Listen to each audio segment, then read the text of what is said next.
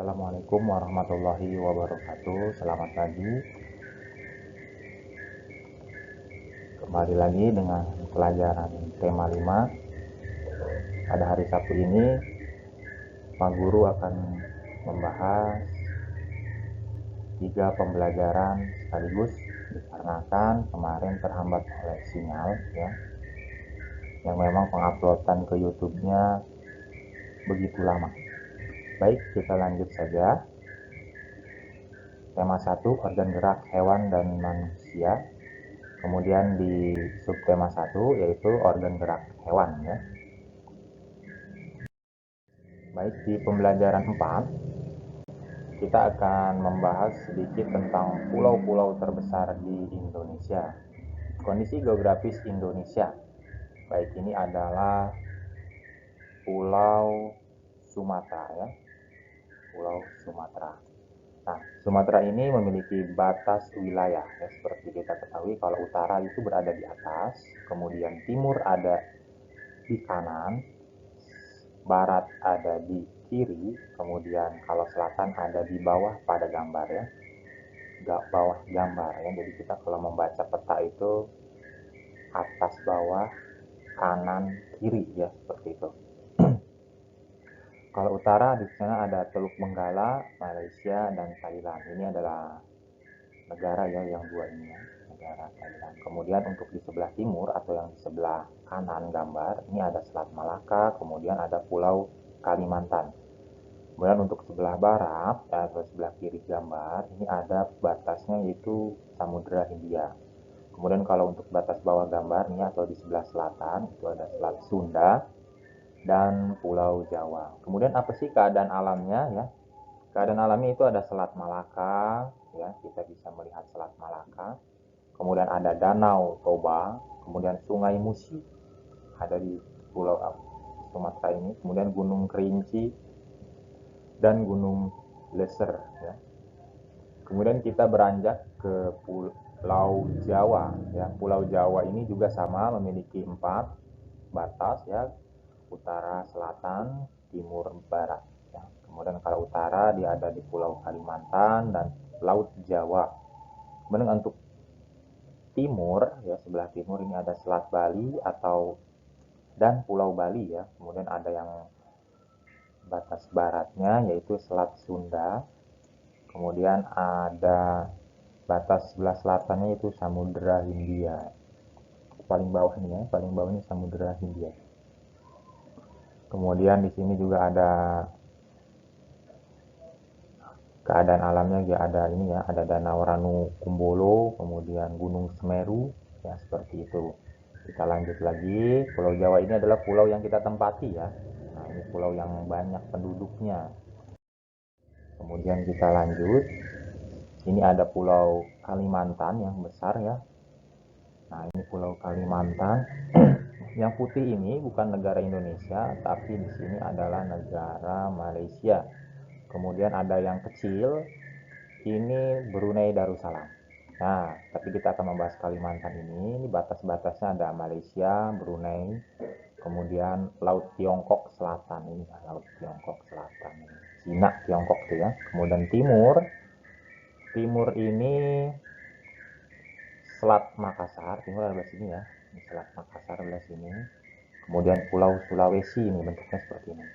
Kemudian ada di bagian barat ada Laut Natuna di sini, barat. Kemudian ada Pulau Sumatera yang tadi kita bahas sebelumnya. Untuk bagian selatan atau di bagian bawah ya, ini ada Laut Jawa. Kemudian juga ada Pulau Jawa ya, ada lautnya, kemudian ada pulaunya. Apa sih keadaan alamnya? Itu Sungai Kapuas, Danau Bangkau, ada Gunung Raya, ada juga Gunung Kinabalu. Nanti kita akan lihat ya di pelajaran selanjutnya. Baik, ini juga pulau ini disebut sebagai Pulau Sulawesi ya, seperti huruf K ya. Tahun lalu ini ditimpa bencana tsunami ya. Kemudian batas wilayahnya yaitu utara ya, ada di atas ini itu Laut Sulawesi dan Filipina. Kemudian timur sebelah sini Laut Maluku dan Kepulauan Maluku, kemudian barat ada di kanan, kiri maaf, ada di kiri ini ada Selat Makassar dan Pulau Kalimantan, dan bawah atau selatan ini ada Laut Flores dan NTT. NTT itu Nusa Tenggara Timur.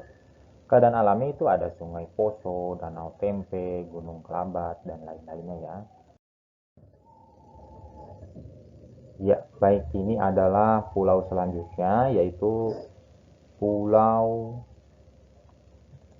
Bali dan Nusa Tenggara. Ya, baik, di sebelah utara, ini bagian atas ya, biar perjelas. Ini Laut Bali, Laut Flores, dan Pulau Sulawesi. Kemudian untuk timur, timur ada di sebelah kanan ya. Timor Timur ya, dulu itu negara Indonesia, namun sekarang dia sudah merdeka.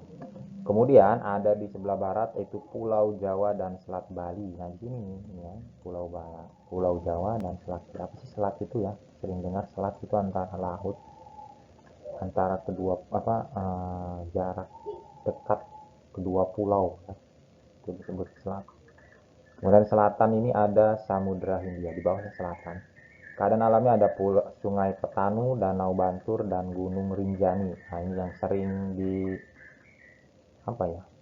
dinaiki ini oleh pendaki gunung. Kemudian ada di paling timur ya ini. Nah, ini seperti apa? Seperti dinosaurus kalau kata Pak Guru. Ini Pulau Papua ya, Papua. Ini saudara kita dari timur ini ya.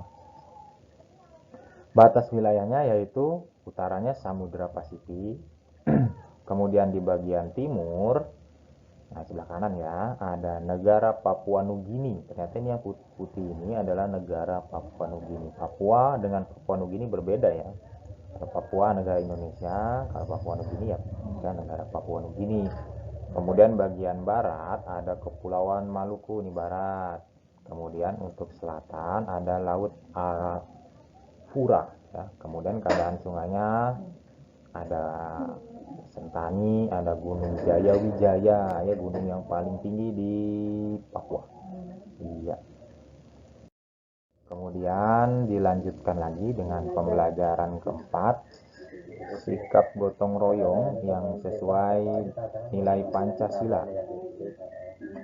Kerjasama ya, baik, kita akan membahas kerjasama. Kerjasama itu apa sih? Yaitu suatu bentuk budaya bangsa Indonesia yang sering disebut gotong royong. Ini seharusnya warna kuning ya, gotong royong ya Bapak. Nah, ini gotong royong. Nah, dengan gotong royong, masyarakat memiliki tujuan yang sama untuk mewujudkan kepentingan bersama tanpa mempedulikan perbedaan suku maupun golongan. Nah, contohnya ini ya. Ini terjadi saat kalian sedang melakukan piket kelas setelah pembelajaran selesai ya. Nah, ini ada yang menyapu, ada yang mengepel, ada yang membereskan bangku, kemudian ada yang membersihkan papan tulis. Nah, ini termasuk kegiatan gotong royong di kelas ya. Oke, kita lanjut lagi. Nah, kita kembali dengan menentukan ide pokok suatu teks ya. Nah, ini seperti yang sudah. Hal yang perlu dilakukan untuk menemukan ide pokok yaitu membaca teks secara keseluruhan, wajib nih ya. Jangan baca setengah-setengah, nanti bisa gagal paham. Kemudian mencari kalimat utama teks tersebut. Bagaimana sih caranya? Yaitu dengan mencari kalimat yang pertama dalam paragraf.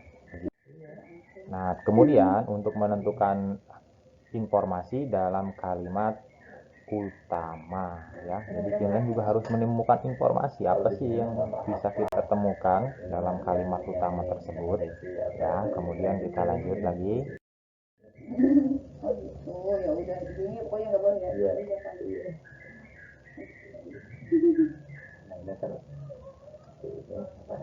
Nah, ini adalah alat gerak pada hewan vertebrata dan hewan invertebrata.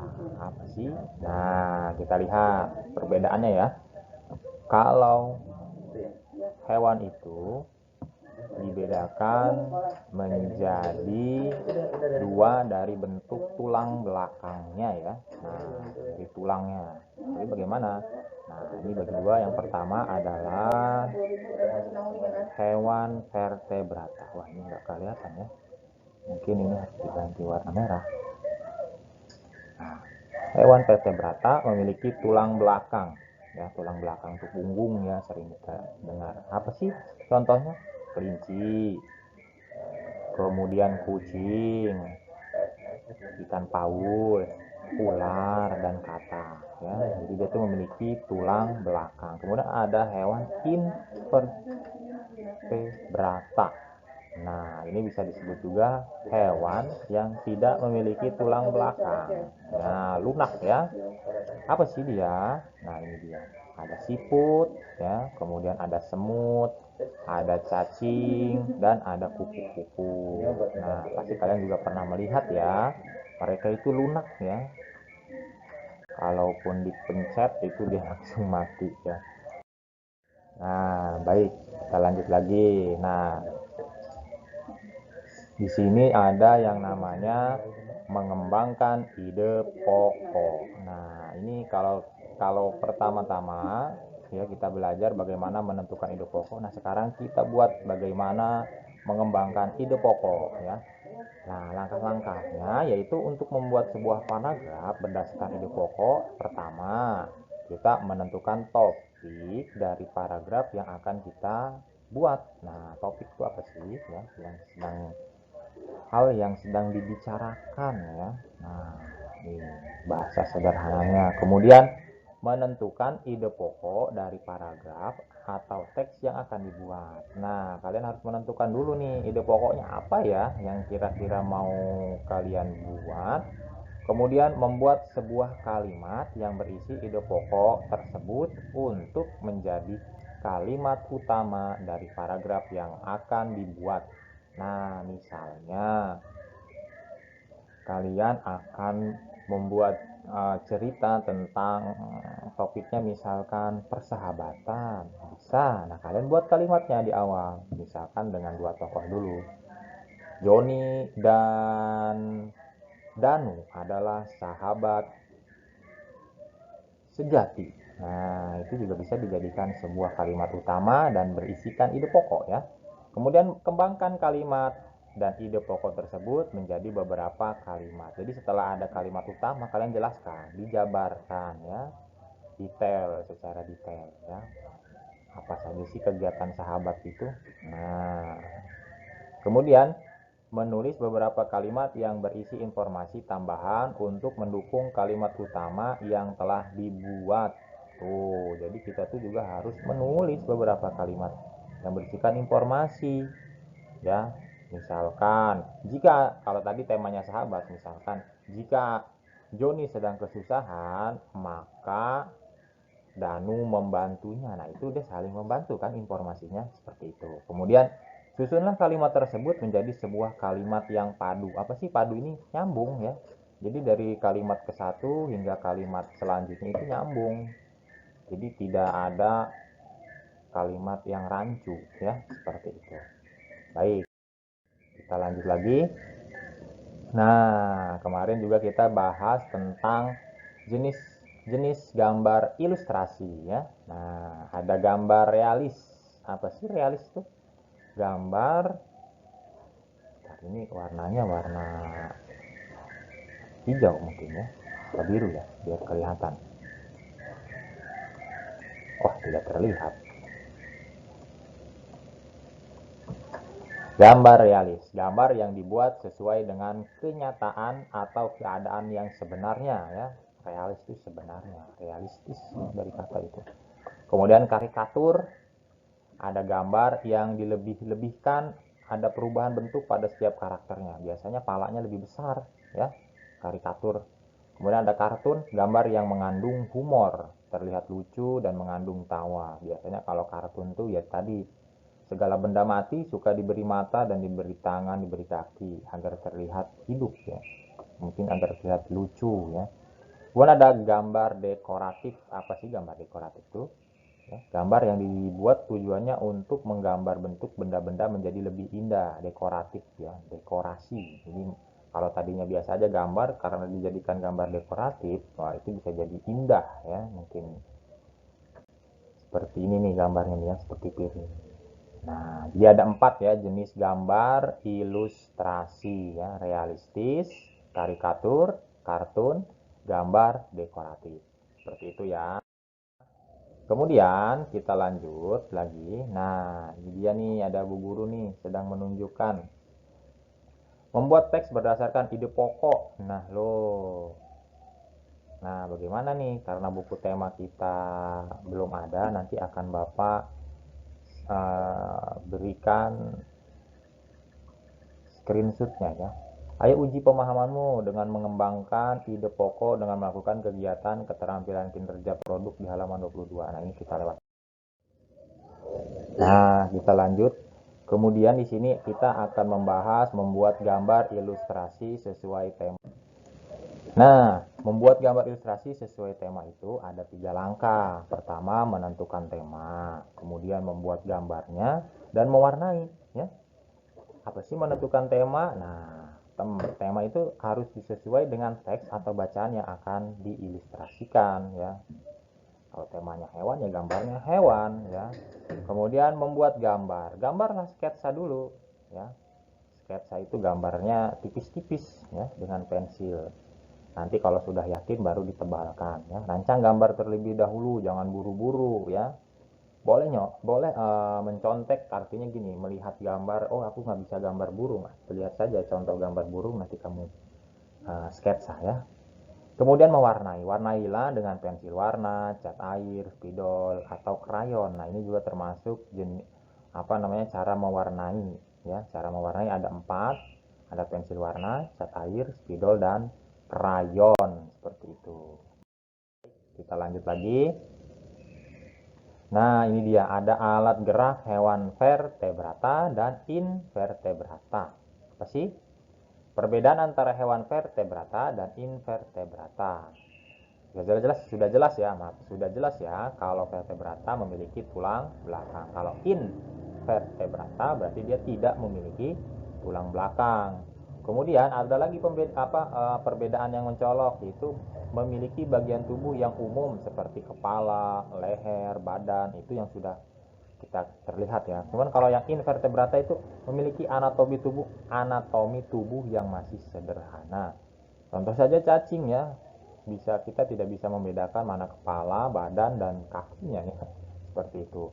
Kemudian juga ada lagi perbedaan yang mencolok, yaitu memiliki alat pencernaan yang memanjang mulai dari mulut sampai alat pembuangan. Tuh, ini contoh yang memiliki tulang belakang atau vertebrata. Kalau invertebrata alat pencernaannya masih sederhana ya. Ya mungkin dia tidak serumit vertebrata ya. Kemudian kalau vertebrata memiliki bentuk tubuh simetri bilateral ya.